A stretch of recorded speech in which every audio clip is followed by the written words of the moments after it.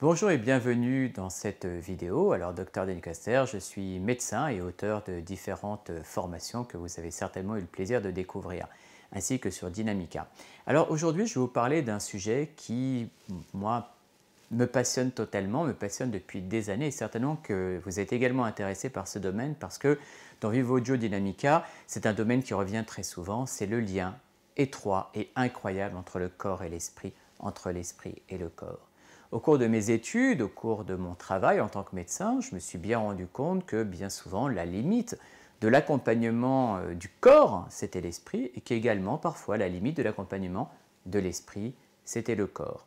Donc aujourd'hui, je vais vous parler de psychosomatique et de placebo, le placebo étant une expression finalement de ce lien entre le corps et l'esprit. Donc aujourd'hui, je vais vous parler de différentes choses. Tout d'abord, je vais vous expliquer quelques éléments sur la pensée humaine, comment fonctionne la pensée humaine selon différentes théories. Je vais vous parler de différents liens corps-esprit, de différentes illustrations de ce lien corps-esprit, notamment à travers la neurochimie, à travers le nerf vague, dont on parle beaucoup depuis quelque temps, notamment à travers des livres qui sont sortis sur le sujet.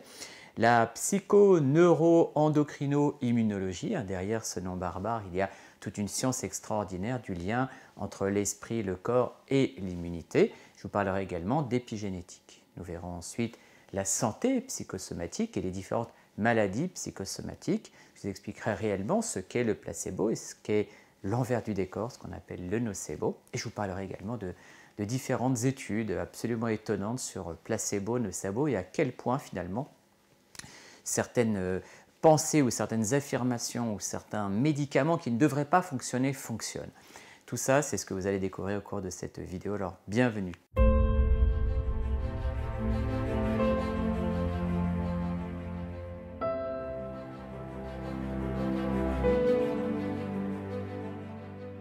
Alors, quelques éléments sur la pensée humaine. Vous le savez, je le répète, il y a deux éléments dans la pensée humaine. Dans l'esprit humain, il y a deux éléments. Il y a le conscient et ce qu'on va appeler le non-conscient. Le conscient, c'est la pensée rationnelle, c'est le libre arbitre, c'est la mémoire à court terme. Alors, certains auteurs estiment que si on comparait le conscient à un ordinateur, ce serait un ordinateur capable de gérer 2000 bits par seconde. On reviendra sur ce chiffre un peu plus tard. Alors, c'est difficile de savoir quelle est la véracité de ce chiffre, mais enfin, en tout cas, voilà, certains auteurs estiment que le conscient gère 2000 bits par seconde. À côté de ça, il y a le non-conscient. Alors, le non-conscient, ça serait finalement toute cette partie qui gère les fonctions vitales, qui gère par exemple la fréquence respiratoire, la fréquence cardiaque, le système immunitaire, les hormones, la digestion. Ce non-conscient va également gérer les croyances, les valeurs, les apprentissages, les automatismes. Là encore, les auteurs estiment que ce non-conscient gère 400 milliards de bits par seconde. Imaginez le conscient 2000 bits par seconde, le non-conscient 400 milliards de bits par seconde. C'est un petit peu comme si on comparait un petit morceau de sucre à côté de la tour Eiffel. Ça vous laisse imaginer toute la différence entre ce conscient et le non-conscient. Alors pourquoi je dis non conscient, que je n'ai pas utilisé le terme inconscient ou subconscient, parce que là encore, les auteurs l'appellent parfois inconscient, parfois l'appellent subconscient. Donc pour rester simple, j'appelle ça le non-conscient.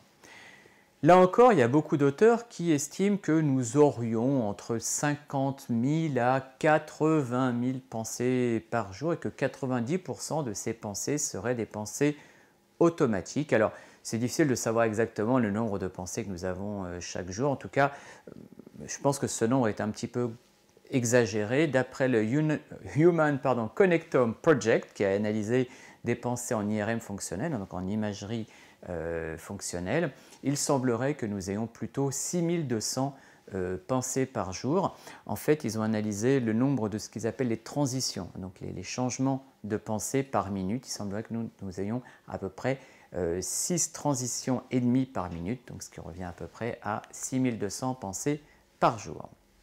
Alors, comme je vous le disais, le problème c'est qu'il semblerait que la plupart de ces pensées soient des pensées négatives. Le fait d'être plutôt orienté vers le négatif, c'est ce qu'on appelle le biais de négativité. En fait, les êtres humains attachent malheureusement beaucoup plus d'importance aux expériences et aux pensées négatives qu'aux expériences positives ou neutres. Alors on pourrait se demander pourquoi finalement, pourquoi on est toujours attiré vers le négatif, pourquoi finalement quand on écoute les nouvelles au journal télévisé, on est plus attentif au négatif, parce que finalement, si les nouvelles nous parlaient que des personnes qui vont bien, eh ben, peut-être qu'on se lasserait, ou peut-être qu'au contraire, on se sentira mal, parce qu'on se dirait, oh là là, mais comment eux, ils peuvent être aussi heureux, alors que moi, je ne le suis pas. Et donc finalement, on peut s'interroger, mais pourquoi il y a ce biais de négativité? Eh bien, il faut se rappeler quelque chose de fondamental, c'est que même si nous sommes des êtres humains vivant au XXIe siècle, profondément, nous sommes extrêmement proches de nos lointains ancêtres de la préhistoire. Et finalement, nos lointains ancêtres de la préhistoire, globalement, n'avaient que 3 moteurs dans la vie, n'avaient que 3 objectifs dans la vie. Le premier, c'est la recherche du plaisir. Le deuxième, c'est la reproduction, qui peut être liée à la recherche du plaisir. Et le troisième, qui était le plus fondamental, c'était l'évitement de la douleur. Et éviter la douleur, ça voulait dire la survie. Donc finalement, nos lointains ancêtres ont été conditionnés à s'orienter plutôt vers tout ce qui était le risque, le négatif, parce que ça signifiait la survie. Et je pense que nous sommes héritiers de ce principe. Et donc à nouveau actuellement, nous sommes plutôt attentifs à tout ce qui est négatif. C'est-à-dire que quand quelqu'un vous croise, mettons dans la rue, si quelqu'un vous dit « tiens, tu as bonne mine », ça va vous faire un impact assez sympa, mais assez limité. Par contre, si vous croisez quelqu'un qui vous dit « oh là là, mon pauvre, t'as mauvaise mine », ça va vous plomber toute la journée. Voilà, ce fameux biais de négativité. Et en fait, finalement, cet aspect de voir la réalité d'une manière positive ou d'une manière négative, c'est extrêmement dépendant du vécu que l'on peut avoir. Je vous rappelle finalement la réalité, ça n'existe pas. La réalité, c'est finalement une construction de notre cerveau en fonction de nos 5 sens, hein, le visuel, l'auditif, le kinesthésique, donc le toucher, l'olfactif et le gustatif. Par exemple, concernant une image, hein, si vous avez, par exemple là vous êtes en train de me regarder, l'image que vous voyez de moi est très très faiblement due à vos yeux, elle est surtout due à la reconstruction faite par votre cerveau. Donc finalement notre cerveau est capable de créer notre réalité. Donc si le cerveau est capable de créer notre réalité, ça veut dire qu'elle est vraiment propre à chacun, et comme il est dit en PNL, finalement la carte n'est pas le territoire et chacun a sa carte du monde. Je vous rappelle, dans le cerveau, il y a différentes structures. Il y a une structure assez fascinante que l'on appelle parfois le cortex activateur. Il y a d'autres termes, mais on l'appelle en général le cortex activateur, qui est une zone du cerveau qui est là pour filtrer les différents stimuli sensoriels. C'est-à-dire que, comme je vous disais, le non-conscient va gérer 400 milliards de bits par seconde, ce qui est considérable. Notre non-conscient perçoit tellement d'informations, des informations extérieures, mais des informations intérieure. Et tout ça, bien évidemment, il faut que ce soit filtré parce que notre esprit conscient n'est pas capable de percevoir toutes ces informations. Donc il va falloir que notre non-conscient, finalement, sélectionne les informations qui vont être transmises au conscient, et on peut considérer que ce cortex activateur, c'est ce filtre qui va prendre tous les éléments intérieurs et extérieurs pour amener au conscient que ce qui correspond aux croyances, aux valeurs, à notre vision du monde. Alors, c'est ce que finalement on pourrait considérer être une espèce de loi d'attraction neurologique, hein. Alors, je n'ai pas la prétention d'être un spécialiste de la loi d'attraction, mais il est vrai que si par exemple on se dit tiens, je veux vraiment m'acheter une voiture rouge, je pense voiture rouge et du jour au lendemain je vais avoir beaucoup de voitures rouges, alors évidemment on pourrait se dire que peut-être que l'univers nous envoie des voitures rouges, hein, pourquoi pas, c'est une manière de voir les choses, mais on pourra aussi tout simplement considérer que parce que notre cortex finalement est focalisé sur les voitures rouges, on va tout simplement avoir une attention plus particulière sur les voitures rouges parce que c'est ce que l'on recherche. Donc vous voyez, finalement, on attire quelque part ce que l'on perçoit, ou plutôt on perçoit ce que l'on a envie d'attirer. Hein, en fait, on pourrait dire qu'on ne trouve que ce que l'on cherche, on ne cherche que ce que l'on connaît. Voilà. Alors, toujours dans cette idée du lien, entre le corps et l'esprit, je vais vous expliquer différentes choses sur la pensée. Là, on va commencer à glisser tranquillement vers le corps. Dans l'histoire de l'humanité, hein, je vous ai parlé des hommes préhistoriques, on va faire un grand bond en avant, on va aller vers Descartes. Hein. Descartes, ce fameux philosophe français, également mathématicien, qui par sa pensée, qui par ses écrits, a cherché à séparer le corps et l'esprit. Tout simplement parce que, voilà, comme si c'était deux entités différentes qui travaillaient chacune de leur côté. Alors, vous le savez bien sûr, c'est une grossière erreur. dans les médecines traditionnelles, dans les concepts, notamment en Asie, le lien corps-esprit est quelque chose qui a toujours été extrêmement présent, mais depuis Descartes, c'est vrai que dans la pensée occidentale, le corps et l'esprit ont été plutôt séparés. Et pourtant, cette notion de l'influence de l'esprit sur le corps a interpellé d'autres scientifiques plus récents que Descartes, en l'occurrence par exemple Charcot. Charcot, c'est cet éminent professeur de neurologie qui travaillait à la Pitié-Salpêtrière au XIXe siècle, qui a écrit un livre extrêmement intéressant qui s'appelle La foi qui guérit. Donc déjà, Charcot a mis en exergue, a appuyé sur le fait que la foi, la croyance pouvait être source de guérison.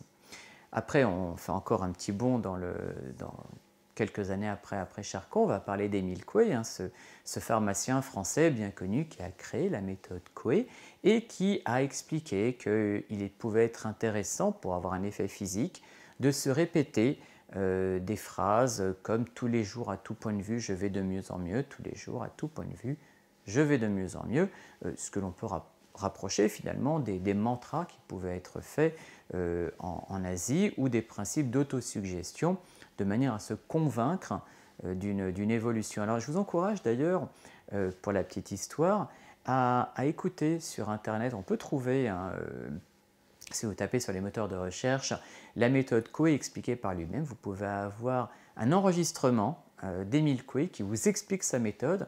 Et ce que je trouve vraiment très étonnant, c'est que, alors évidemment, la voix est très c'est vraiment une voix à l'ancienne, c'est assez amusant. Mais en tout cas, mis à part la forme qui est un peu vieillotte, on pourrait dire, le fond de ce qu'il explique, vous avez l'impression d'entendre un séminaire de développement personnel actuel et même peut-être des plus grands motivateurs américains. Il faut croire que finalement, les motivateurs américains n'ont rien inventé, ils ont redécouvert les principes d'Émile Coué. Donc vous voyez, Émile Coué dit notamment que quand on a une douleur à la tête, on peut se répéter « ça passe, ça passe, ça passe », comme il le dit avec sa voix un petit peu à l'ancienne, et le mot de tête va disparaître. Il dit ça peut fonctionner parce que c'est dans le champ des possibles. Évidemment, si on est amputé d'une jambe, on a beau dire ça va repousser, ça va repousser, ça va repousser, ça ne repoussera pas parce que ce n'est pas dans le champ des possibles. Du moins pour l'instant, peut-être qu'un jour, on y arrivera. Alors, on va encore un peu plus aller dans ce lien corps-esprit. Alors, par quoi se manifeste le lien corps-esprit? Je vais vous parler tout d'abord de neurochimie. Alors, certainement, vous êtes déjà un petit peu au courant, puisque vous suivez Vivo Voce Dynamica, de comment fonctionnent les pensées. En fait, toutes nos pensées, toutes nos émotions, ce n'est pas juste quelque chose de spirituel, c'est vraiment quelque chose d'organique, c'est-à-dire que derrière chaque pensée, chaque émotion, il y a ce que l'on appelle de la neurochimie. Les cellules du cerveau que l'on appelle les neurones communiquent entre elles à travers des substances que l'on appelle neurotransmetteurs, et en fonction de ces neurotransmetteurs, il va y avoir telle ou telle pensée. Alors, difficile à dire, est-ce que c'est la pensée qui entraîne le neurotransmetteur ou est-ce que c'est le neurotransmetteur qui entraîne la pensée? C'est très compliqué. En tout cas, ce qui est sûr, c'est que ces deux phénomènes, la pensée et la communication entre les neurones par ces neurotransmetteurs, sont concomitants. Donc à partir du moment où vous comprenez que la moindre pensée, la moindre émotion a un substrat biochimique, a un substrat neurochimique, vous pensez bien que finalement la pensée est liée au corps et le corps est lié à la pensée. Alors, il existe plusieurs dizaines de ces neurotransmetteurs, notamment par exemple la dopamine qui intervient dans la motivation, la sérotonine qui intervient dans la sérénité, le GABA lui aussi qui est un petit peu l'interrupteur de tous les neurotransmetteurs, l'acétylcholine qui intervient notamment par exemple dans la mémoire et l'apprentissage. Donc vous voyez finalement ces neurotransmetteurs qui sont donc de la pure neurochimie, donc purement de l'organique, vont vraiment influencer nos pensées, nos émotions. Autre illustration, je dirais, de ce lien entre le corps-esprit, c'est le fameux nerf vague. Alors le nerf vague, il en a beaucoup été question depuis quelques années, notamment à travers différents livres qui sont sortis et qui sont vraiment très intéressants parce qu'ils ont mis en avant justement ce fameux nerf vague, notamment avec une théorie que l'on appelle la théorie polyvagale. Peut-être qu'on fera une vidéo sur ce sujet un jour, mais en tout cas, ce fameux nerf vague, c'est un nerf que l'on appelle le nerf crânien, c'est la 10e paire crânienne, c'est un nerf qui part du cerveau, comme son nom l'indique, c'est un nerf crânien, donc il part du crâne, et il va relier ce que l'on pourrait appeler les trois cerveaux. Eh bien oui, parce que nous avons finalement trois cerveaux. Nous avons le cerveau de l'encéphale, hein, le cerveau du crâne, mais il y a également des cellules neuronales dans le cœur, hein, et également des cellules neuronales dans le tube digestif. Donc vous voyez, finalement, nous avons trois cerveaux, un cerveau crânien, un cerveau, je dirais, thoracique, le cœur, et un cerveau abdominal, le tube digestif. Et ces trois cerveaux sont finalement reliés d'une manière assez intime. Et c'est ce qui explique que finalement, quand on a des émotions, on peut avoir un effet corporel. Par exemple, si vous avez du stress, ça va se manifester par une accélération de la respiration et du rythme cardiaque. Ça peut également entraîner des troubles digestifs. Donc vous voyez, on part d'un phénomène purement mental, le stress, et on arrive sur des effets physiques, comme par exemple le cœur qui s'accélère, ou des troubles digestifs. A l'inverse, quand il y a des troubles digestifs, ça peut entraîner des troubles de la concentration, de l'attention et même de la mémoire, par différents mécanismes, mais en particulier par rapport au microbiote. Alors, je fais juste un petit mot pour ceux qui ne connaîtraient pas le microbiote. Donc, le microbiote, c'est l'ensemble des microbes, des bactéries qui se trouvent dans notre tube digestif. Et il faut savoir que ce microbiote, que ces bactéries, qui sont des bonnes bactéries, sont là pour nous aider à digérer, mais elles ont également un rôle au niveau de l'immunité et elles participent également majoritairement à la synthèse de nos neurotransmetteurs. Donc vous pensez bien que quand le tube digestif est altéré et malade, il peut y avoir une altération de ce microbiote et donc par là même une diminution de la production des neurotransmetteurs. Donc oui, vous comprenez bien ce lien entre les trois cerveaux, le cerveau du crâne, le cerveau thoracique, donc le cœur, et le cerveau abdominal à travers le tube digestif. C'est pour ça qu'il y a différentes techniques qui vont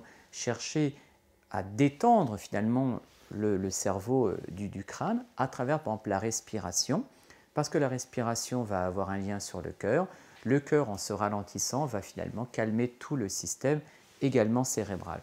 Ça paraît assez dingue, mais en tout cas comme ça vous comprenez bien ce lien entre les trois cerveaux et ce lien là encore entre le corps et l'esprit. Autre illustration de ce lien corps-esprit, c'est ce que l'on appelle la psycho-neuro-endocrino-immunologie. Alors, ça paraît un nom un petit peu barbare, mais je vais vous décrypter toutes les parties. Psycho, c'est finalement notre état mental, ce sont nos pensées, nos émotions. Neuro, ça va être la connexion, je dirais, entre ces pensées, ces émotions et l'anatomie de notre cerveau, les neurotransmetteurs, les neurones, les connexions entre les neurones. Donc, psycho, neuro. Endocrino, eh bien, je vous rappelle que la plupart de nos hormones sont régulées par un axe que l'on appelle l'axe hypothalamo-hypophysaire. Donc, il y a différentes structures dans notre cerveau, en particulier l'hypothalamus et l'hypophyse, qui sont des organes qui se trouvent dans le crâne et qui vont participer à la régulation des hormones. Vous voyez, ça paraît assez intuitif, mais c'est totalement prouvé.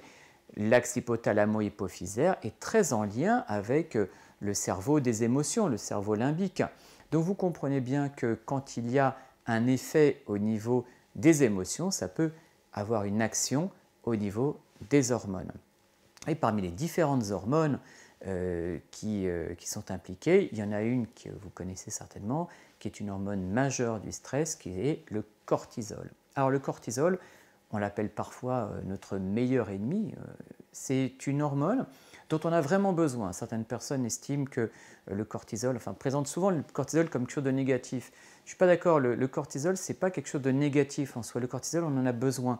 Le matin, quand vous vous réveillez, vous avez une espèce de pic d'énergie. Ce pic d'énergie est dû à un pic de cortisol. Donc le cortisol, on en a besoin. Et d'ailleurs, même quand on parle de burn-out au niveau chimique, au niveau hormonal, le burn-out, c'est l'épuisement du stock de cortisol. C'est-à-dire que la personne, elle a tellement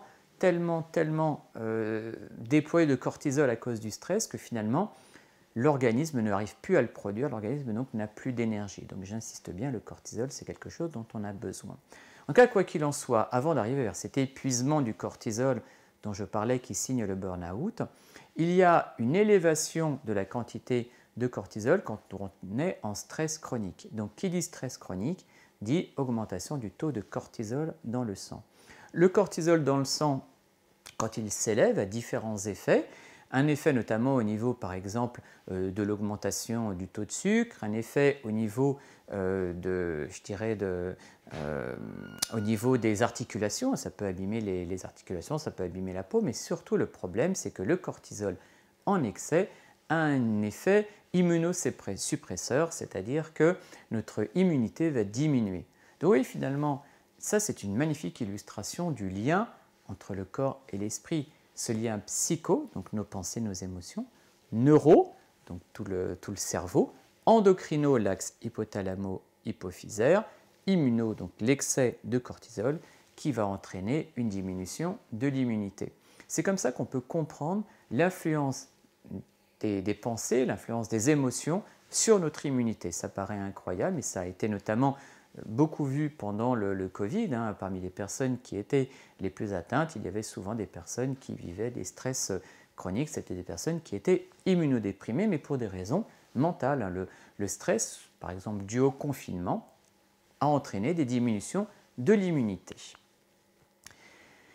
Alors je vais vous parler maintenant d'une autre illustration de ce lien corps-esprit, c'est l'épigénétique. Alors l'épigénétique, c'est certainement quelque chose dont vous avez déjà entendu parler à travers différentes vidéos. Donc je vous explique rapidement ce dont il s'agit. Il y a une science ancienne qui date de Mendel, un moine qui a observé des petits pois pour établir les premières lois de la génétique. Et les lois de la génétique semblaient immuables. Il y avait un espèce de dogme qui voulait dire que l'ADN permettait de faire de l'ARN, l'ARN permettait de faire une protéine. Et c'était quelque chose de dogmatique, c'est-à-dire que d'après les premières lois de la génétique, quand on avait tel ou tel gène, on avait forcément tel effet au niveau de notre vie. Et en fait, pas du tout. C'est assez incroyable, on s'est rendu compte que l'environnement pouvait vraiment avoir un effet au niveau de l'expression des gènes.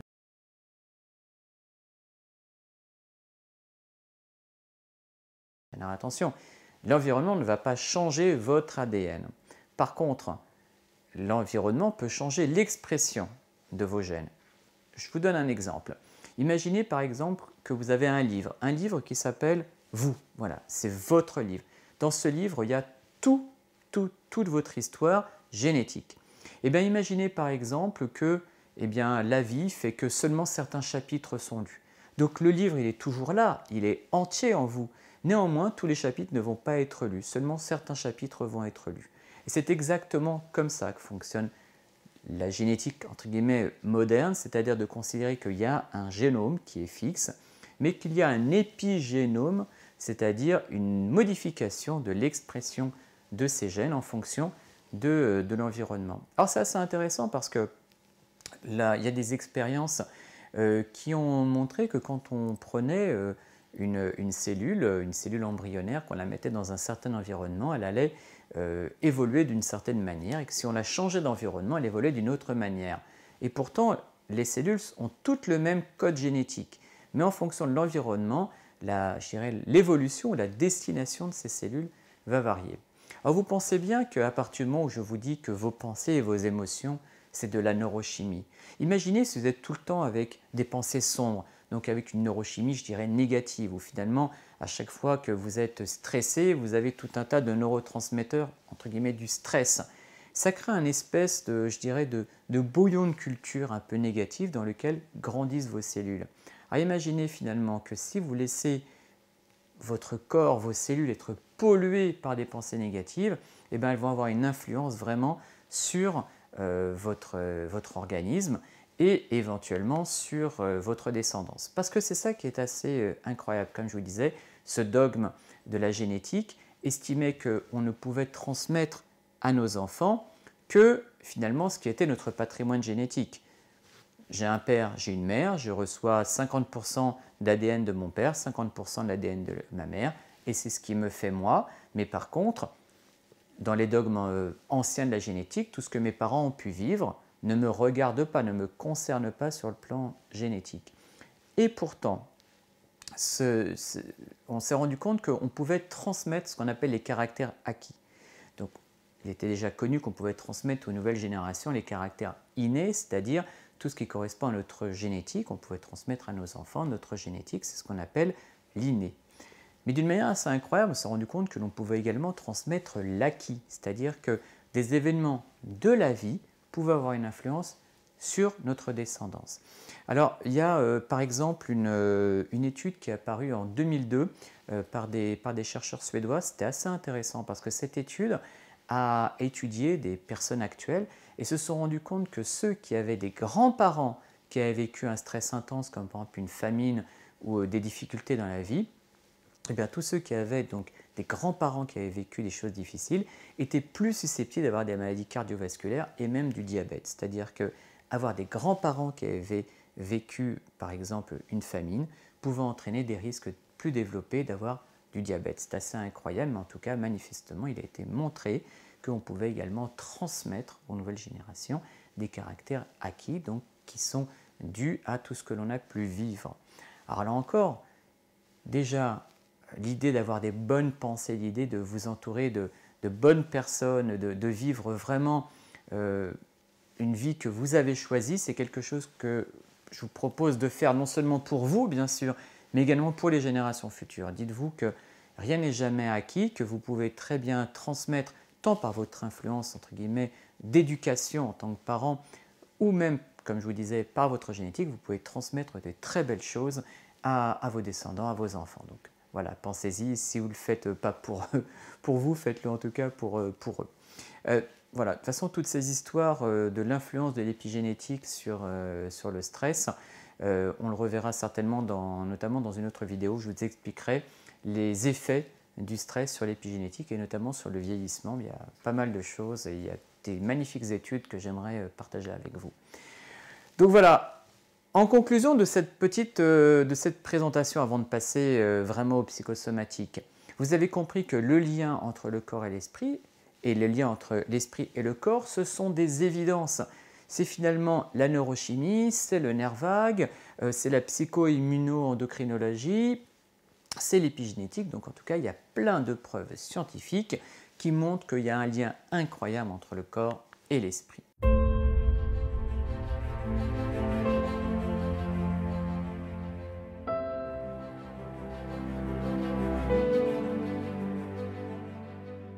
Concernant le psychosomatique, puisque justement vous avez compris qu'il y a des liens entre le corps et l'esprit, la question c'est finalement en quoi ces liens peuvent être délétères. Eh bien, il y a de nombreuses maladies qui sont psychosomatiques, c'est-à-dire qui sont dues, peut-être pas que, mais en tout cas en grande partie, qui sont dues au mental et au stress. En cardiologie, c'est par exemple l'hypertension artérielle.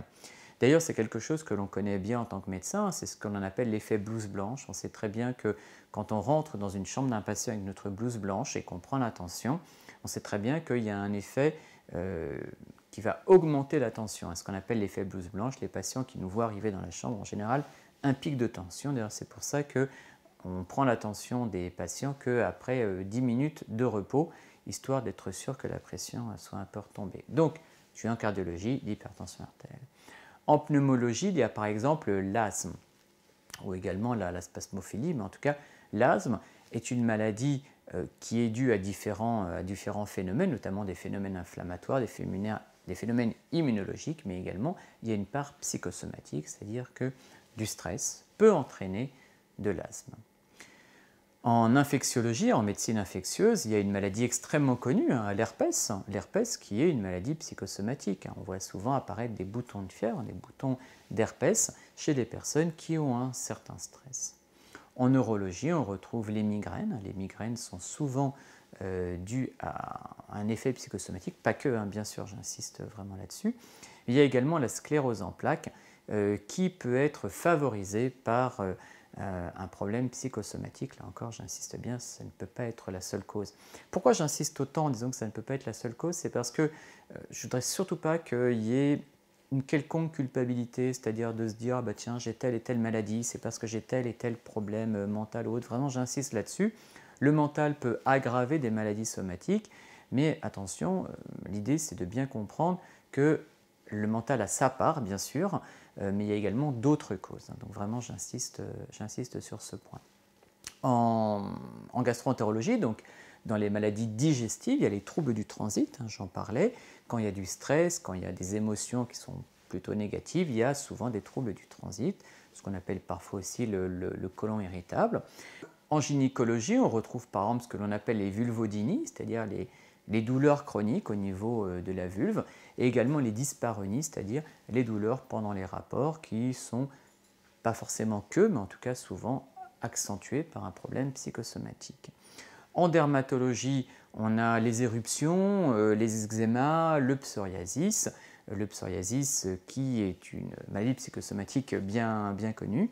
En rhumatologie, on va trouver la fibromyalgie, hein, cette fameuse douleur chronique qui est assez incomprise, mais qui a plusieurs raisons en fait. Hein. On pensait il y a longtemps que la fibromyalgie était uniquement psychosomatique. Il apparaît qu'il y a d'autres raisons, notamment des raisons inflammatoires, des raisons même au niveau du plus profond des cellules, à savoir de la mitochondrie. Et en psychiatrie, voilà, tous les syndromes anxio-dépressifs peuvent entraîner également ou être accentués par des problèmes psychosomatiques. Donc vous voyez, finalement, il y a beaucoup de maladies qui sont étiquetées psychosomatiques. Là encore, j'insiste, pas que psychosomatiques, mais qui ont une part psychosomatique. Alors, ce qui est assez intéressant, c'est, je reviens justement, là, tout à l'heure j'ai fini par tout ce qui était la pathologie psychiatrique avec les syndromes anxio-dépressifs. C'est assez intéressant d'ailleurs de se rendre compte que la dépression, l'anxiété chronique peut avoir un effet au niveau de l'ADN, hein, peut avoir un effet vraiment au niveau de l'ADN et au niveau de différents marqueurs génétiques et épigénétiques.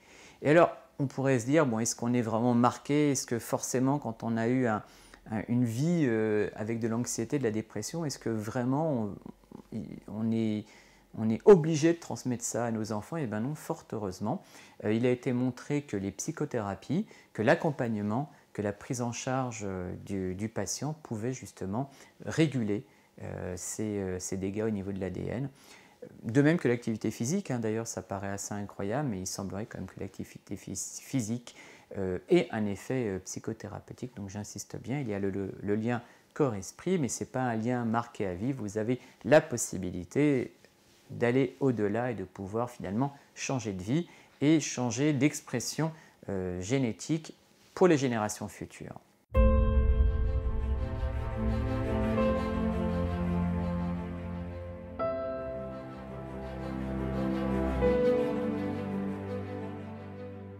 Alors, il y a plein d'études qui sont assez amusantes, voire même franchement marrantes, sur le lien entre le corps et l'esprit. Moi, il y a une étude que je trouve assez extraordinaire, c'est l'étude de Mosley. Alors Mosley, c'est une étude qui date d'il y a une vingtaine d'années, c'était en 2002. Mosley a étudié différents groupes de patients avec de la chirurgie du genou. Il y avait des patients qui ont eu de la véritable chirurgie du genou, c'est des patients qui avaient tous à peu près la même pathologie. Et donc, il y a eu 3 groupes de patients. Un groupe qui a eu de la véritable chirurgie, un groupe chez qui on a fait croire qu'il y avait de la chirurgie, mais en fait, on n'a pas vraiment fait de chirurgie. Et il y a eu un groupe témoin. Eh bien, ce qui est assez incroyable, c'est que, je crois que c'est 2 ans après, quand on a repris les patients, on s'est rendu compte que finalement, une véritable chirurgie ou une chirurgie placebo, ça avait le même effet.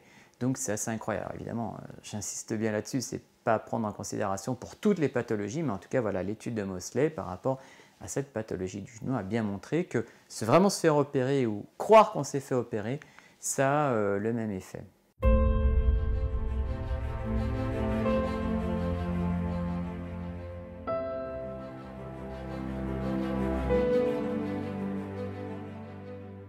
Voilà, maintenant je vais vous parler du placebo, après cet exemple de cette fameuse chirurgie placebo. Placebo, en fait, ça vient du latin placere, qui veut dire plaire. Alors, comment on pourrait définir le placebo? Le placebo, en fait, c'est une substance neutre en fait, que l'on va substituer à un médicament pour contrôler ou pour susciter des effets psychologiques. En fait, à chaque fois qu'on veut tester un médicament, et quand un laboratoire veut tester un médicament, il le compare au placebo. Si le médicament fait aussi bien que le placebo, juste autant que le placebo, ça montre bien que le médicament n'a pas d'effet propre et que c'est juste l'effet placebo qui a entraîné les résultats. Alors, est-ce que le placebo, c'est récent? Bien non, finalement. J'ai trouvé une mention du placebo dans un livre qui s'appelle Mothersby New Medical Dictionary, excusez-moi pour l'anglais. En 1785, il était dit que le placebo, c'était le nom donné à tout remède prescrit plus pour le plaisir du patient que pour lui être utile. Donc voilà, c'était l'idée que le placebo, c'était surtout pour faire plaisir, mais d'une manière incroyable, ça marche. Alors, le placebo, l'effet placebo va dépendre de différentes composantes. L'effet placebo, bien sûr, il va dépendre du patient, c'est-à-dire qu'il y a certains patients qui vont être plus ou moins sensibles à l'effet placebo. Ça peut être aussi dû au comportement du médecin, c'est-à-dire que si le médecin a une attitude très positive par rapport à un médicament, ça va plus conduire le patient à y croire que si le médecin il le donne sans grande conviction. Ça va dépendre évidemment de la maladie en cause. Il y a certaines maladies qui vont répondre au placebo, d'autres qui ne vont pas dépendre du tout de l'effet placebo. Ça dépend aussi du type de produit prescrit. C'est vrai que par exemple, en fonction de la taille du médicament, en fonction de la forme du médicament, de la couleur même du médicament, on va pouvoir un effet placebo différent. D'ailleurs, si vous allez en pharmacie, vous verrez que les médicaments qui sont plutôt orientés vers les effets calmants vont avoir plutôt des boîtes dans les tons pastels, jaune, bleu, violet, alors que les médicaments qui vont plutôt chercher à donner de l'énergie vont avoir plutôt des tons plutôt rouges ou plutôt orange. Donc vous voyez finalement le packaging d'un médicament va influencer l'effet placebo.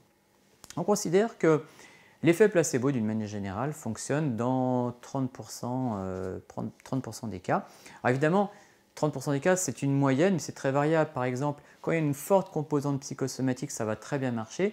Mais pour des pathologies comme par exemple une septicémie, sur une septicémie, l'effet placebo, il est pour ainsi dire nul. Donc voilà, si un jour vous avez une infection, ce que je ne vous souhaite pas, évidemment, les antibiotiques restent le médicament à prendre en priorité. Il y a des études aussi qui ont cherché à analyser finalement en termes de douleur, le placebo représente quoi? Eh bien, il semblerait, d'après une étude de 1981, que le placebo correspond à peu près à 6 mg de morphine, ce qui est une dose assez conséquente, puisque en général, on considère que pour un adulte comme moi en post-opératoire, on me donnera à peu près 10 mg de morphine. Oui, le placebo correspond à peu près à 6 mg de morphine.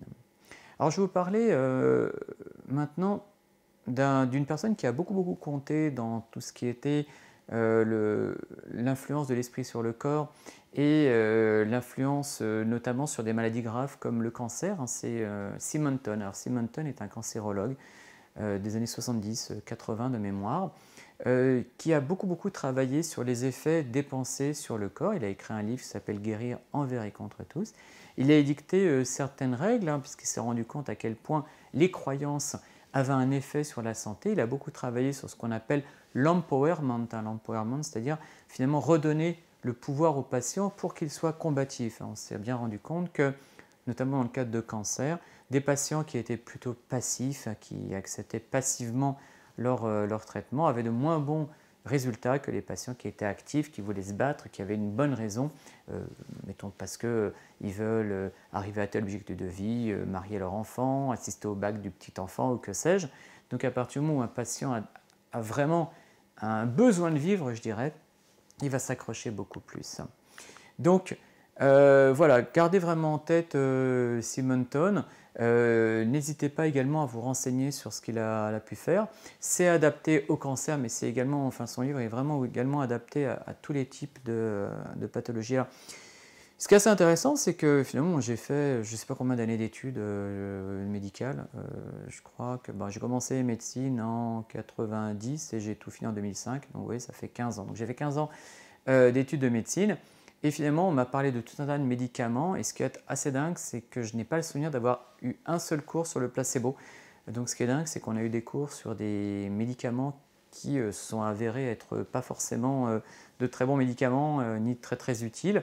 Et par contre, on ne nous a jamais parlé vraiment du placebo qui pourtant fonctionne remarquablement bien. C'est un peu dommage, mais vraiment, je trouve ça très intéressant que vous-même vous ayez cette notion du placebo, cette notion que vous pouvez évidemment peut-être pas vous guérir, mais en tout cas vraiment reprendre cet empowerment, reprendre ce contrôle sur votre esprit pour pouvoir soulager le corps, reprendre également le contrôle de votre corps pour soulager l'esprit. Je répète, les deux sont entièrement liés. Je reviens un instant par rapport aux histoires de cancer. Il y a une étude que je trouve vraiment intéressante, c'est l'étude de Matisek, qui a étudié des femmes qui avaient un cancer du sein avec une faible espérance de vie. On considérait que c'était un cancer du sein absolument incurable. Il y a 50% de ces femmes qui ont décidé de ne pas prendre de traitement, 50% qui ont décidé de prendre le traitement, et donc on a suivi ces femmes.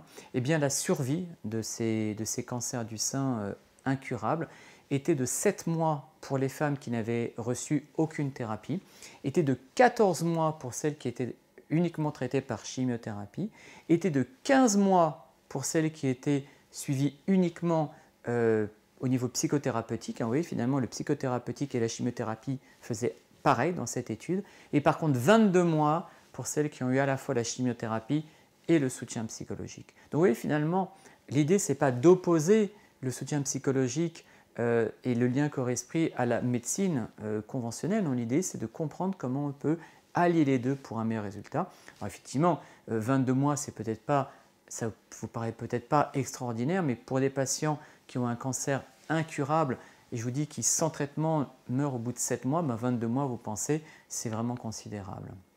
Alors, comme bien sûr souvent, chaque pièce a son envers. Quand il y a le pile, il y a la face.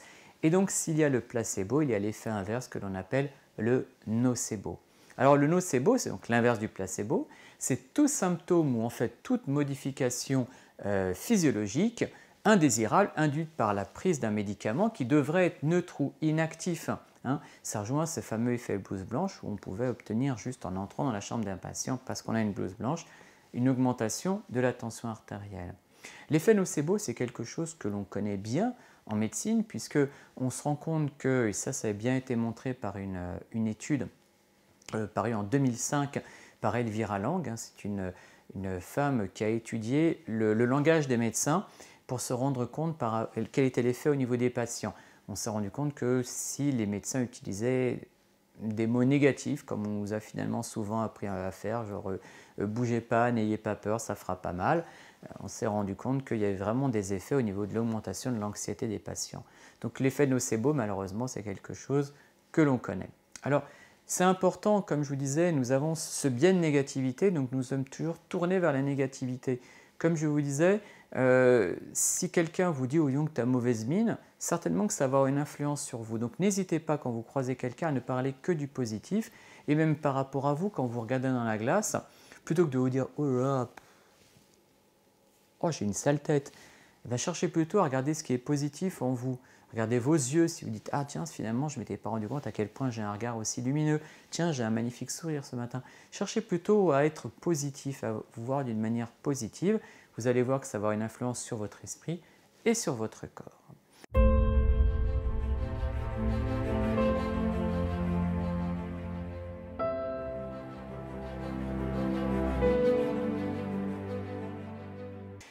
Voilà, maintenant je vais vous parler de quelques études que je trouve assez incroyables. Ça va faire un peu catalogue, un peu divertissement pour finir cette vidéo.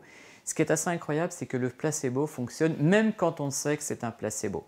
Là, il y a une étude notamment qui a été faite par Harvard sur la colopathie fonctionnelle.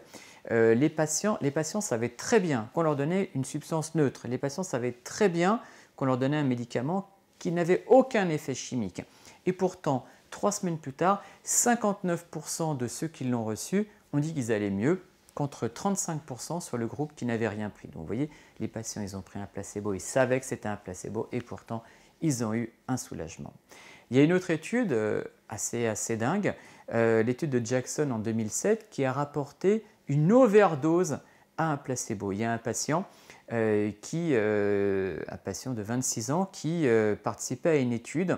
Donc vous savez, les études scientifiques, comme je vous ai expliqué, on compare un vrai médicament à du placebo.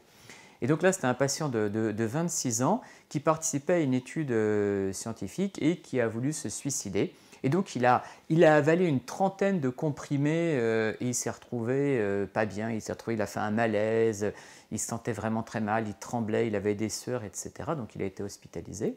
Et pourtant, on s'est rendu compte qu'il n'avait pris que 30 comprimés de placebo. Et bien il a réussi à faire quelque part une overdose de placebo, il a eu des effets.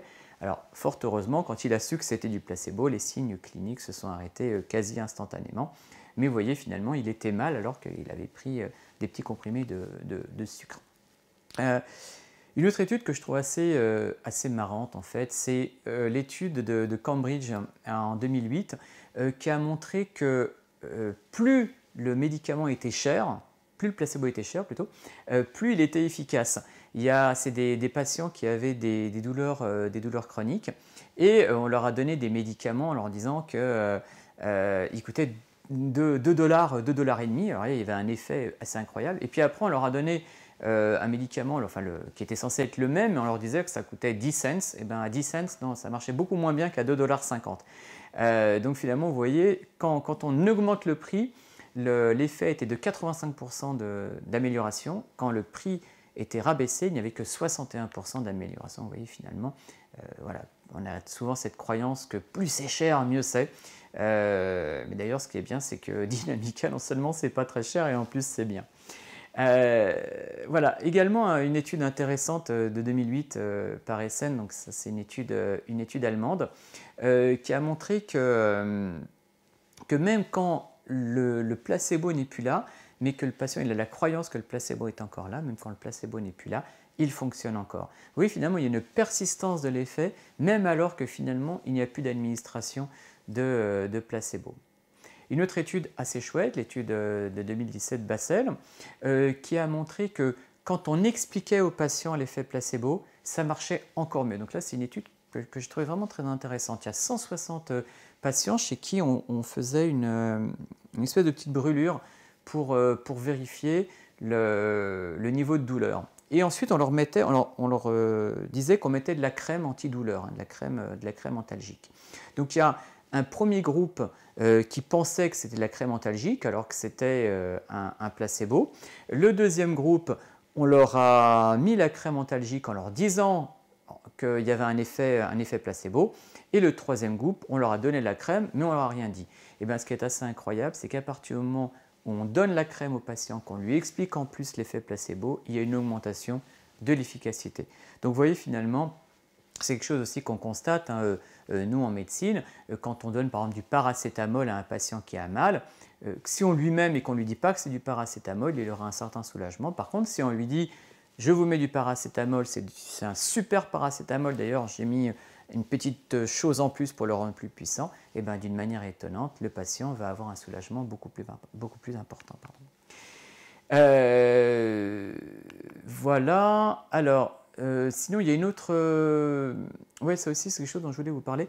Quand je vous ai parlé de l'étude de Mosley, là, avec cette chirurgie du genou qui était une chirurgie placebo, il y a eu d'autres exemples de chirurgie placebo. Il y a un exemple qui est assez intéressant, qu'on appelle l'anogastrie hypnotique, hein, ou on appelle parfois virtual gastric band.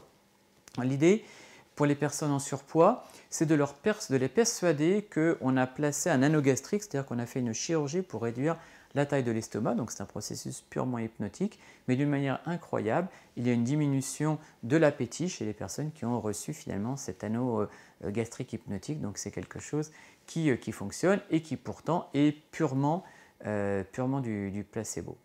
Autre étude intéressante, Portland, 2008, on a pris deux catégories de personnes et en fait on leur a dit on leur donnait quelque chose pour accroître leur capacité cérébrale. Et bien, le groupe chez qui on a donné cette substance, qui était une substance neutre, a augmenté ses capacités de concentration et de mémoire par rapport au groupe témoin. Donc là encore, des performances cérébrales qui augmentent grâce au placebo. Donc vous voyez finalement, toutes ces études montrent bien la puissance du placebo, la puissance du lien corps-esprit. Tout ce que je vous ai expliqué vous montre à quel point vraiment si vous avez une problématique émotionnelle, ça peut réagir sur le corps, donc prenez soin de vos émotions. A l'inverse, si vous avez une problématique corporelle, ça peut jouer sur votre votre mindset, sur votre état mental. Donc vraiment, prenez soin de votre corps et de votre esprit. Finalement, vous savez, le fait de ce biais de négativité dont je parlais peut même conduire presque jusqu'à la mort, puisqu'il y a le cas notamment, ça a été décrit dans les années 70, un patient qui, pensait-il, avait un cancer, alors qu'il n'avait pas du tout de cancer, mais il était tellement persuadé d'avoir un cancer parce qu'il y a eu une erreur en fait dans les analyses, qu'il est mort d'un cancer qu'il n'avait pas. Comme s'il s'était cru condamné, finalement il n'avait pas de cancer, mais voilà, il est mort d'un cancer qu'il n'a pas eu. Il y a eu également le cas d'une personne qui s'est retrouvée enfermée dans une chambre froide, qui est morte de froid, et pourtant la chambre froide était déconnectée et il n'y avait pas de froid dans la chambre froide, mais la personne est morte de froid, tellement elle était persuadée qu'elle allait geler.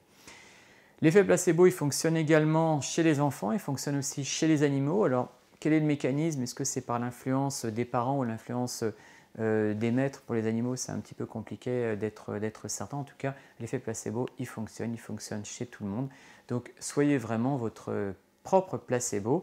Ayez une attitude placebo pour vous-même, mais également pour vos proches. Voilà, j'espère que cette vidéo vous a intéressé. En tout cas, voilà, moi, le lien corps-esprit, esprit-corps, c'est quelque chose vraiment qui m'intéresse.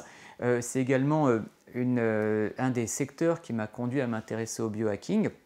Donc l'idée d'optimiser le corps en optimisant l'esprit, d'optimiser l'esprit en optimisant le corps. Voilà, n'hésitez pas, si vous avez des questions, à les transmettre ou à rester en contact avec moi. Merci et à bientôt.